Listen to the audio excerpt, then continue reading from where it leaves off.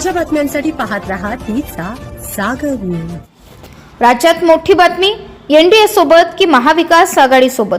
अखेर शरद पवारांकडून एक घाव दोन तुकडे, कार्यकर्त्यांना कामाला लागण्याचे आदेश। गेल्या अनेक दिवसांपासून राष्ट्रवादी शरद पवार गट हा एनडीए सोबत जाणार असल्याची चर्चा सुरू आहे। काही दिवसांपूर्वीच राष्ट्रवादी शरद पवार गटाचे अध्यक्ष शरद पवार आणि खासदार सुप्रिया सुळे यांनी पंतप्रधान नरेंद्र मोदी यांची भेट घेतली। त्यानंतर खासदार सुप्रिया सुळे आणि बजरंग सोनवणे यांनी अमित शहा यांची भेट घेतली। सुप्रिया सुळे यांच्या नेतृत्वात 8ही खासदार पंतप्रधान नरेंद्र मोदी यांना भेटले। या भेटीनंतर या खासदारांची शरद पवार यांच्यासोबत बैठक पार पडली। या सर्व घडामोडींच्या पार्श्वभूमीवर राष्ट्रवादी शरद पवार गट एनडीए सोबत जाणार असल्याच्या चर्चेला उधाण आलं। परंतु आता अखेर शरद पवार यांनी यावर स्पष्ट भूमिका घेतल्याचं आपल्याला दिसून येत आहे।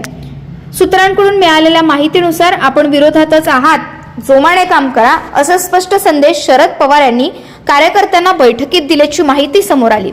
आपण विरोधातच आहोत, कोणीही संभ्रमात राहू नये, जोमाने काम करा, असं बैठकीमध्ये शरद पवार यांनी म्हटल्याची माहिती सूत्रांकडून समोर आली।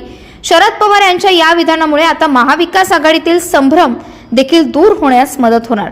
दरम्यान या संदर्भात बोलताना राष्ट्रवादी शरद पवार गटाच्या खासदार सुप्रिया सुळे यांनी देखील महत्त्वाचं विधान केलं।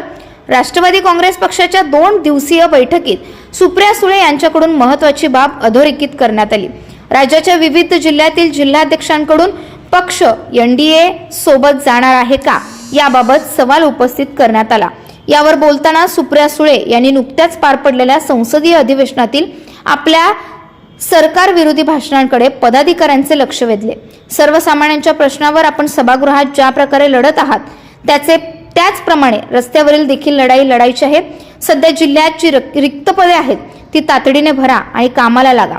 लवकरच आपण देखील महाराष्ट्र दौरा करणार असून लोकांच्या प्रश्नांवर ताकदीने लढा, असे निर्देश यावेळी सुप्रिया सुळे यांनी जिल्हाध्यक्षांना दिले। शनिवार आणि रविवार पार पडलेल्या बैठकीत सुप्रिया सुळे आणि शशिकांत शिंदे यांच्याकडून विदर्भ, पश्चिम महाराष्ट्र, उत्तर महाराष्ट्र, मराठवाड्यातील जिल्ह्यांचा आढावा घेण्यात आला। आता फक्त कोकणातील जिल्ह्यांचा आढावा बाकी आहे। अशाच नवनवीन घडामोडी जाणून घेण्यासाठी पाहत रहा तीचा सागर न्यूज।